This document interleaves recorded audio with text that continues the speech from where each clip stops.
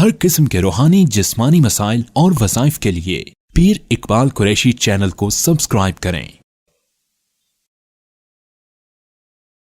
دعائے حزب البحر کے متعلق آپ کو آج اس کی فیوزات، برکات، کرشمات اور اس کی طاقت کے اہمیت کے متعلق بتانا ہے کہ یہ دنیا کی وہ طاقتور ترین دعا ہے کہ جس کے اندر اللہ رب العزت نے اسم اعظم کو پنہا رکھا۔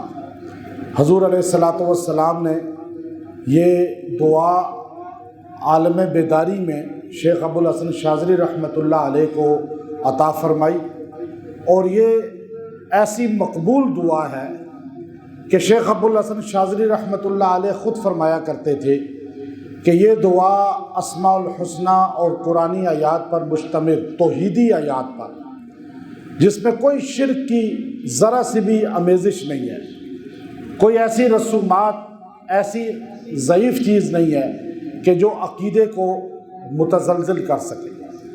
تو اتنی جامع دعا اس کے متعلق فرماتے تھے کہ اگر یہ دعا بندہ پڑھے چند شرائط کے ساتھ، محمد وعلى آل سيدنا محمد كما صليت على سيدنا إبراهيم وعلى آل سيدنا إبراهيم وبارك على سيدنا، تو یہ ہو نہیں سکتا کہ اس کی دعا قبول نہ ہو۔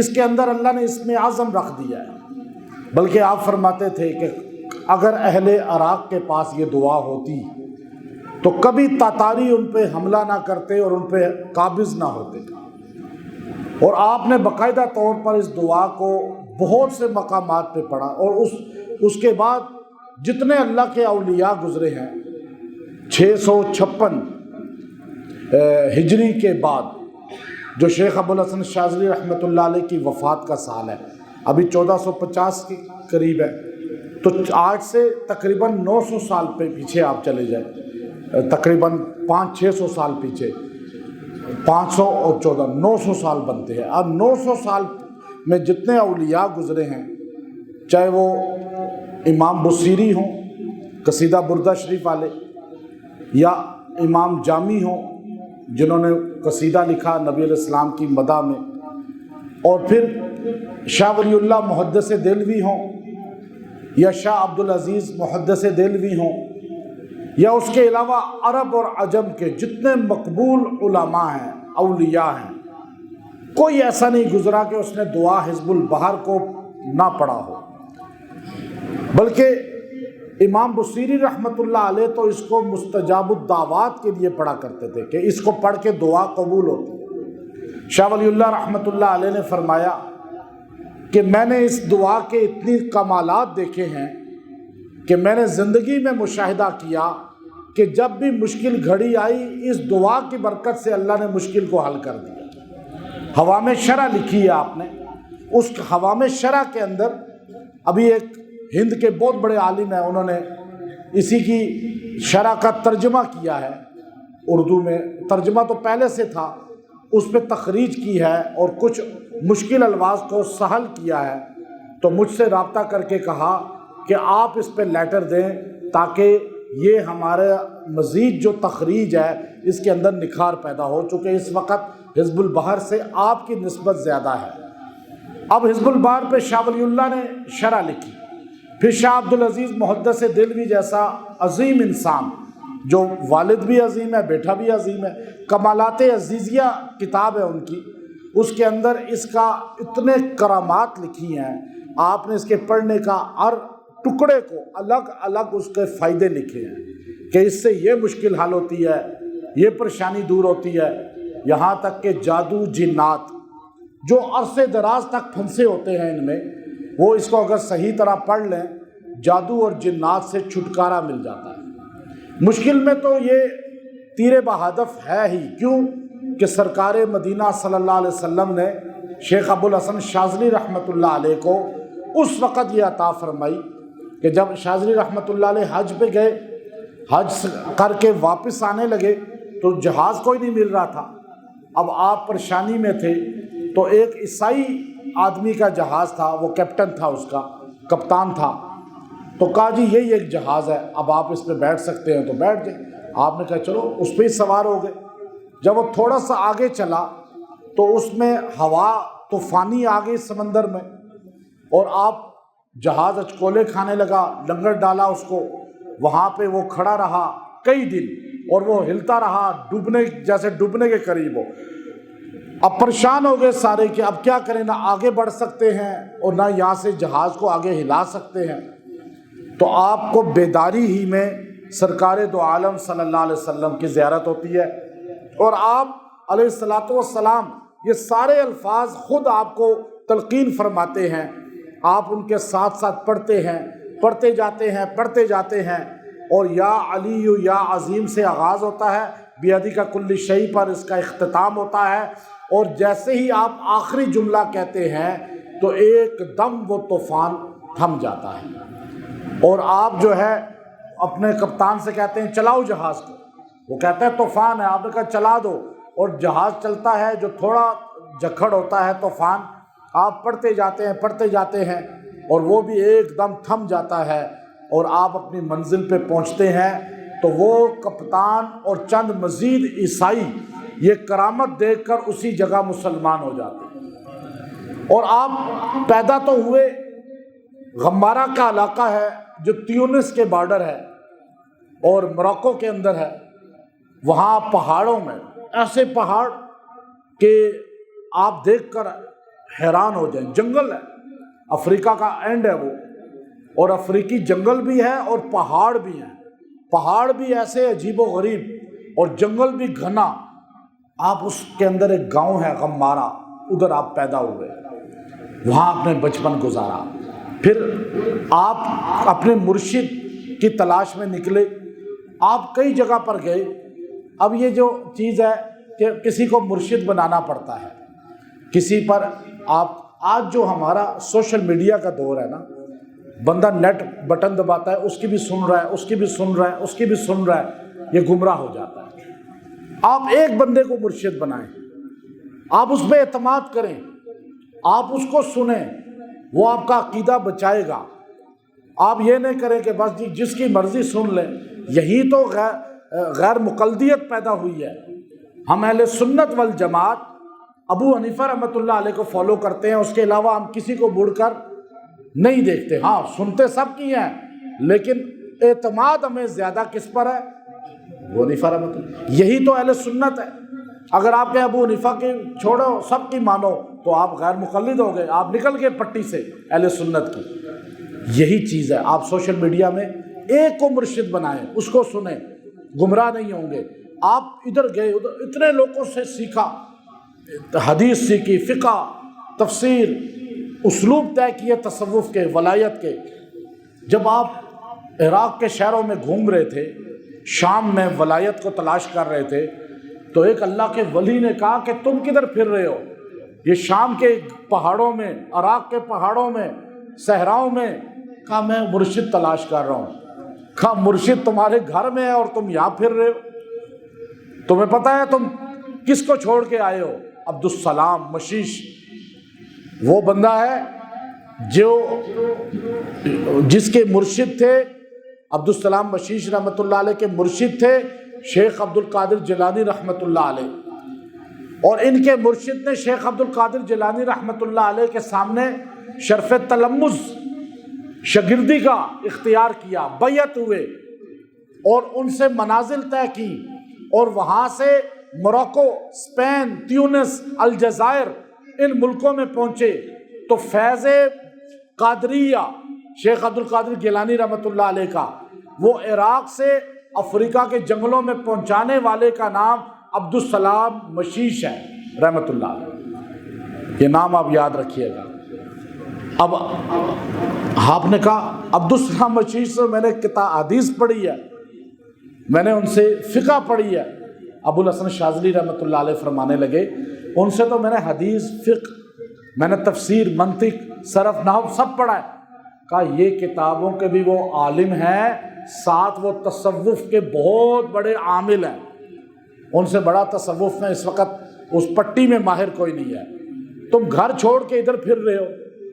اب آپ نے واپس عراق سے سفر شروع کیا افریقہ کا، الجزائر، تیونس، پھر تیونس سے داخل ہوئے. آج وہ جگہ موروکو میں آتی ہے لیکن ہے تیونس کی پہلے. پہاڑوں میں پہنچے, اپنے استاد کو دیکھا, عبدالسلام مشیش رحمۃ اللہ علیہ کو دیکھا. وہ ایک غار میں بیٹھے ہوئے تھے. جو میں لفظ کہہ رہا ہوں وہ سننا ہے غور سے. یہ میں آپ کو آنکھوں دیکھی باتیں بتا رہا ہوں, کتابوں سے نہیں بتا رہا ابھی. اس کے بعد ایک غار میں بیٹھے ہوئے تھے اور کتاب لکھ رہے تھے, حدیث کی, فقہ کی لکھتے تھے اس غار میں بیٹھ کر. اور ابوالحسن شاذلی رحمۃ اللہ علیہ نے اسی غار کے اندر بیٹھ کر شیخ عبدالسلام مشیش سے کتابیں پڑھی تھی. چونکہ دھوپ ہوتی تھی تو غار اندر تھا, اتنا بڑا تھا کہ اس میں 3-4 بندے بیٹھ سکتے ہیں. تو عبدالسلام مشیش رحمۃ اللہ علیہ کے جا کے قدموں میں بیٹھ گئے.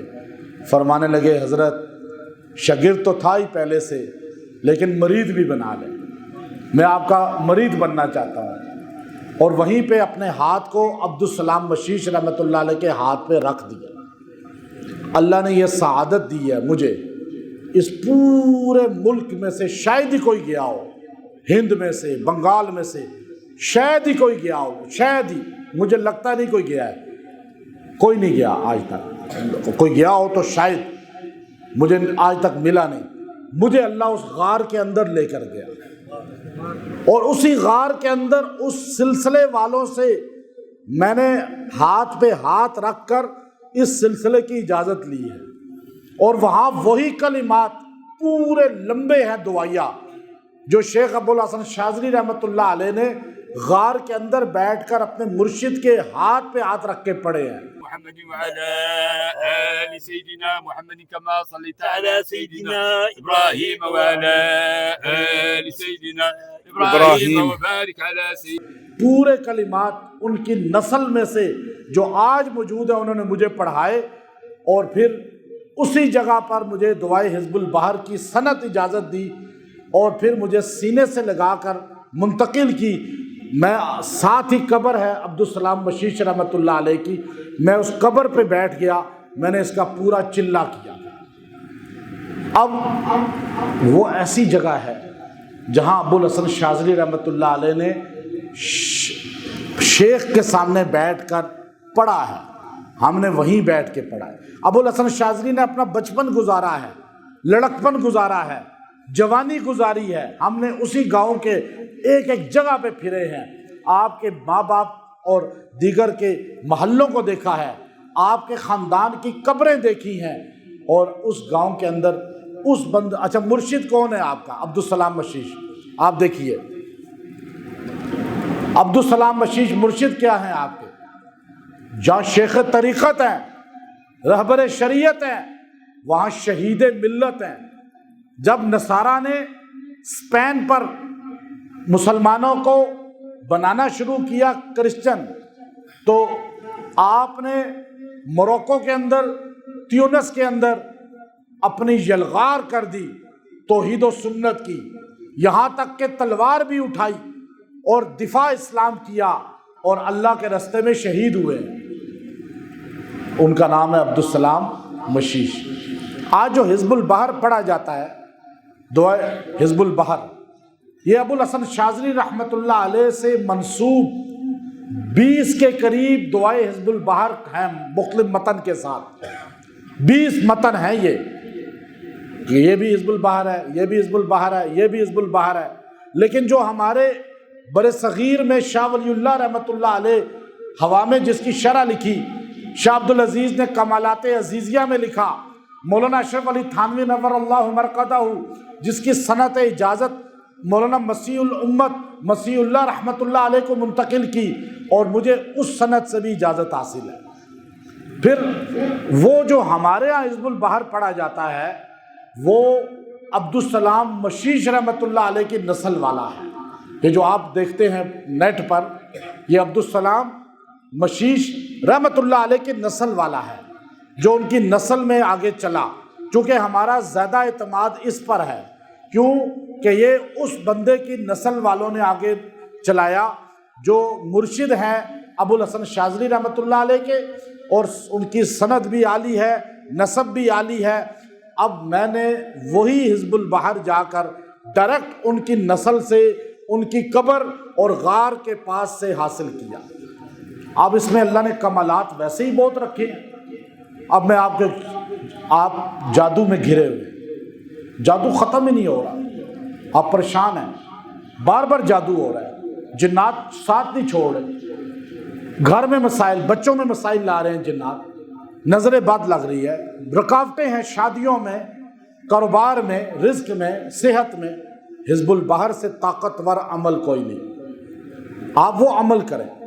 اب میں آپ کو آنکھوں دیکھا واقعہ بتاؤں، مسجد میں بیٹھ کے، ابھی کی بات ہے، جب باہر امریکہ کے قریب وہاں کی فیملی ایک اور ایک اور ملک کی فیملی جب مجھے بلوایا وہاں موراکو میں، تو میں نے کہا جی وہاں اس کا علاج ہوگا، چونکہ جو خاتون تھی اس کا ایک ہی بیٹا، اس بیٹے پہ ایسا گندا جادو کیا گیا کہ وہ پاگل ہو گیا تھا، پڑا پلہ بھرا ادھر ہی وہیں زندگی گزاری، لیکن عجیب اس کی حالت ہو گئی تھی۔ اس نے کئی عاملوں سے رابطہ کیا، بہت عاملوں کو پیسے دیے، پاک و ہند کے بھی، باہر کے بھی، مسلمان عامل، کافر عامل، سب کو، یہاں تک کہ وہ اپنے اسی امریکہ کے قریب جو ملک اور ہے وہاں ایک بڑے پنڈت کے پاس چلی گئی۔ پنڈت نے کہا کہ میں اب مجھے $2000 یا 5000 یہ ذہن سے نکل گیا، اس نے بتایا تھا، وہ $2000 آپ مجھے دیں تو اس کا علاج میں کروں گا۔ 5000 غالباً تھا، اس نے یوں ادھر ادھر سے پکڑے، 5000 اس کو دے دیے۔ پنڈت نے کہا اب کل مجھ سے رابطہ کرنا۔ کہتی ہے ہماری فجر بھی ابھی شروع نہیں ہوئی تھی، مجھے کالیں آنی شروع ہو گئی پنڈت کی۔ پنڈت نے کہا جلدی میرے پاس آ جاؤ۔ کہتی ہے میں نے بیٹے کو لیا اور مشکل سے پنڈت کے اس جگہ پہنچی تو وہ بڑا پریشان بیٹھا ہوا تھا، تو اس نے اس کو کہا کہ یہ $5000 اپنے واپس لے لو، یہ واپس لے لو، اور آئندہ میرے پاس نہیں آنا، میں تمہارا علاج نہیں کر سکتا، یہ میرے بس کا کام نہیں ہے، میں پوری رات سے اذیت میں ہوں، مجھ پہ حملے ہو رہے ہیں، یہ چیزیں مجھ پہ اثر ڈال رہی ہیں۔ کہنے لگی میں رو پڑی کہ میں ہر جگہ سے فیل ہو گئی ہوں، اب میں کیا کروں؟ وہ پریشانی کے عالم میں اس کے پیروں کو پکڑنے شروع ہو گئی کہ تم اللہ کا واسطہ، تمہیں بھگوان کا واسطہ، تم اس کا علاج کرو۔ اس نے کہا بی بی مجھے اپنے بچے اور اپنے گھر عزیز ہے، مجھے اپنی جان عزیز ہے، آپ جاؤ یہاں سے۔ کہنے لگی میں نا امید ہو کے اٹھنے لگی تو اس نے مجھے کہا ایک بات سنو، تم مسلمان ہو، قرآن پڑھتے ہو، محمد صلی اللہ علیہ وسلم کو مانتے ہو، تم اپنے کسی بڑے آدمی کو دیکھو جو تمہارے نبی کا صحیح ہو ماننے والا، وہی اس کا علاج کر سکتا ہے، باقی کوئی نہیں کر سکتا۔ کہنے لگی اس نے جب یہ بات کی تو میں آ کے روئی، میں نفل پڑھے، اب میں نفل پڑھ کے تو اچھا اللہ نے ایسا کیا، یہ اس کے اپنے الفاظ ہیں۔ کہتی ہے میں نفل پڑھتے پھر جو ہے میں سو گئی، نیند پوری رات کی نہیں تھی۔ کہتی پھر میں اٹھی، پھر میں نے جو ہے نفل پڑھنے شروع کیے، پھر میں نے زور کی نماز پڑھی، اس کے بعد جو ہے میں نے موبائل پہ نیٹ پہ سرچنگ شروع کی، تو کہتی ہے ایک دم آپ کی جو ہے یہ دعائے حزب البحر والا بیان ہی میرے سامنے آ گیا۔ کہتی ہے میں نے وہ بیان سننا شروع کیا پچھلے سال کا جو میں نے بیان کیا۔ کہتی ہے بس پھر میں نے آپ سے رابطہ نہیں ہو رہا تھا، پھر رابطہ ہوا۔ اب اس کو وہاں ہم گئے، اس قبر پہ پڑھایا میں نے اس کو، میں نے کہا اس کا جادو ٹوٹے گا وہاں پر۔ ہم اس غار کے پاس بھی اس کو پڑھایا، جو غار میں نے آپ کو بتایا، اور قبر کے پاس بٹھا کے پورا حزب البحر میں نے پڑھوایا، اس کا عمل کرایا، پھر میں نے اس کا پانی چھڑکا، پھر میں نے اس کا پورا حصار کرایا۔ آپ حیران ہوں گے کہ اس کے اپنے بھی جوڑ یہاں سے سارے پکڑے ہوئے تھے اور وہ چلنا مشکل ہو رہا تھا، اور دماغ ایسے، اور میں اس پہاڑ تک پہنچا، اور وہ ایسا پہاڑ ہے، ایسا جنگل ہے کہ وہاں رہائش کی جگہ نہیں ملتی، کھانے کو صحیح نہیں ملا، پوری رات ہم نے مشقت میں کاٹی، سفر 2200 کلومیٹر پہاڑوں پہ کیا، لیکن نیت تھی کہ وہ قیمتی چیز لی جائے جو آپ کو مسجد میں بٹھا کے منتقل کر دوں گا، اور اس کے لیے ہم سفر پہ سفر کر رہے ہیں۔ تو اب وہ جب وہاں پہنچے اور ان کی نسل میں سے ایک بڑے آدمی ہمیں مل گئے، انہوں نے پھر ہمارے دعوت بھی کی دین کی، بڑا بہترین کھانا کھلایا، اپنے مدرسے میں ٹھہرایا، اور انہوں نے ہمیں شاذلی رحمۃ اللہ علیہ کی نسبتیں ساری منتقل کی، ہر جگہ ہمارے ساتھ گئے، قبر میں بھی، اور ایک ایک جگہ ہمارے ساتھ رہے، اور انہوں نے ایک ایک ان کا حزب ہمیں دیا۔ تو وہ فرمانے لگے کہ یہاں یہ بیٹھ کے پڑھو، یہاں بیٹھ کے پڑھو۔ ہم نے وہاں اس کو میں نے پڑھوایا، پانی چھڑکایا، بار بار پڑھا، بار بار جگہوں پہ گئے۔ جب واپس آ رہے تھے تو گاڑی میں آگے بیٹھا تھا فرنٹ سیٹ پہ، پیچھے وہ لوگ بیٹھے ہوئے تھے، تو شام کا ٹائم تھا، مغرب کے بعد کا۔ اب پہاڑوں سے، اور افریقہ کے پہاڑ ہیں، وہاں سے جنگلوں میں یوں گزر رہی ہے گاڑی، اندھیرا ہے، کوئی لائٹ نہیں ہے، صرف گاڑی کی لائٹ ہے۔ تو ایک دم اس نے چیخنا شروع کر دیا۔ مجھے کہا کہ وہ دیکھیں، اتنا لمبا آدمی ہے کہ پاؤں اس کے زمین پر ہے، سر اس کا آسمان کے قریب ہے، اور وہ ہماری گاڑی کے ساتھ ساتھ دوڑے جا رہا ہے، دوڑے جا رہا ہے، دوڑے جا رہا ہے۔ تو میں نے ایک دم اس کو کہا ڈرائیور کو گاڑی روک دو۔ اس نے بریک لگائی، اس نے کہا یہ بہتر نہیں ہے روکنا، جنگل ہے افریقہ کا، گھنا جنگل ہے۔ میں نے کہا روکو ایک منٹ، روکی اس نے۔ میں نے کہا اب دیکھو بندہ، کہا جی رک گیا ہے، اور لال آنکھیں اور غصے کے عالم میں ہے، اور وہ میری طرف یوں اشارے کر رہا ہے جیسے مارنے والا ہو۔ تو میں نے کہا اچھا۔ میں نے پھر حزب البار کو پڑھنا شروع کیا۔ میں نے پڑھتے پڑھتے پڑھتے تو مجھے وہ بتا رہی ہے کہ اس کا قد چھوٹا ہوتا جا رہا ہے، چھوٹا ہوتا جا رہا ہے، چھوٹا ہوتا جا رہا ہے۔ میں نے جیسے اس کو ختم کیا، اس پہ پھونکا، کہنے لگی ایک دم وہ یوں چونٹی جتنا ہو کے غائب ہو گیا۔ میں نے اس کو پانی پلایا، میں نے کہا اب چلو، اب کچھ نہیں ہوگا۔ کہنے لگی اب کچھ نظر نہیں آ رہا۔ میں نے اس کو کہا کہ یہ چھوڑ تو چکا تھا آپ کا ساتھ، لیکن دور دور سے ڈرا رہا تھا، وہ دور سے ڈرانا بھی اس کا ختم ہو گیا۔ کرامت کس کی ہے؟ دعائے حزب البحر کی۔ یہ اتنا طاقتور عمل ہے کہ اگر آپ کے اوپر کوئی بھی جادو ہے، جنات ہے، آپ اس کو پڑھیں، اور اس کو آپ فجر کے بعد ایک بار پڑھیں، عشاء کے بعد ایک، مغرب کے بعد ایک بار پڑھ لیں۔ آپ کو انشاءاللہ پانی پہ دم کر کے پئیں، آپ کو جو ہے مریض کو پلائیں، آپ جو ہے اس کو چھینٹے دیں، آپ اس کو مشکل کے وقت پڑھیں، کوئی بھی مشکل پیش آتی ہے آپ اس کو پڑھیں۔ آپ ایک بار بھی پڑھ لیں گے تو اللہ اس کی برکت سے مشکل کو حل کرے گا۔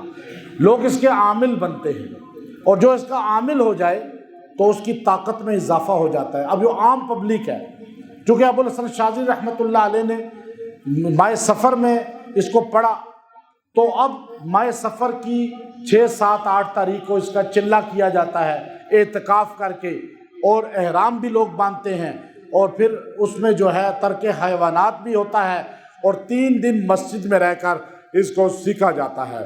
اور یہ لوگ کہتے ہیں جی ہمیں بس اجازت فون پہ دے دیں، یا ہم جو ہے کہیں بیٹھ کے پڑھ لیں۔ ایسا نہیں ہے، عورتیں گھر میں پڑھ سکتی ہیں، ان کو میری اجازت ہے، لیکن مردوں کو چاہیے۔ ابھی ہم 23، 24، 25 جولائی 2026 کو جامع مسجد الشیبی یا مورگا راولپنڈی میں اس کا 3 روزہ چلہ کرائیں گے، اعتکاف کرائیں گے۔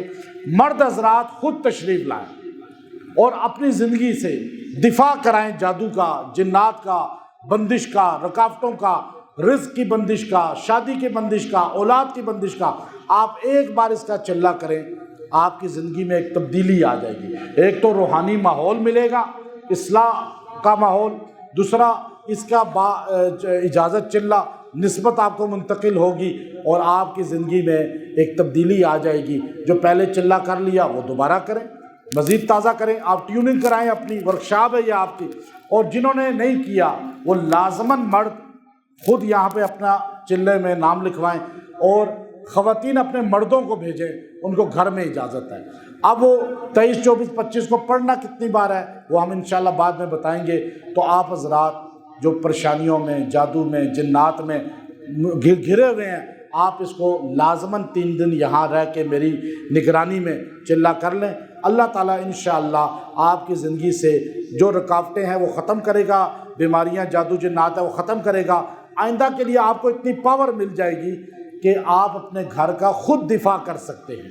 اور جن کو قرآن پڑھنا نہیں آتا وہ بھی آئیں، ان کو انشاءاللہ سورہ اخلاص اس کے ساتھ جوڑ، اس سورہ اخلاص ہم پڑھائیں گے، لیکن دوسرے لوگ حزب البار پڑھیں گے، وہ سورہ اخلاص قل هو اللہ پڑھیں گے، یہ روحانیت ان کو منتقل ہوگی اور انشاءاللہ وہ بھی عامل بن جائیں گے۔ وآخر دعوانا ان الحمد للہ رب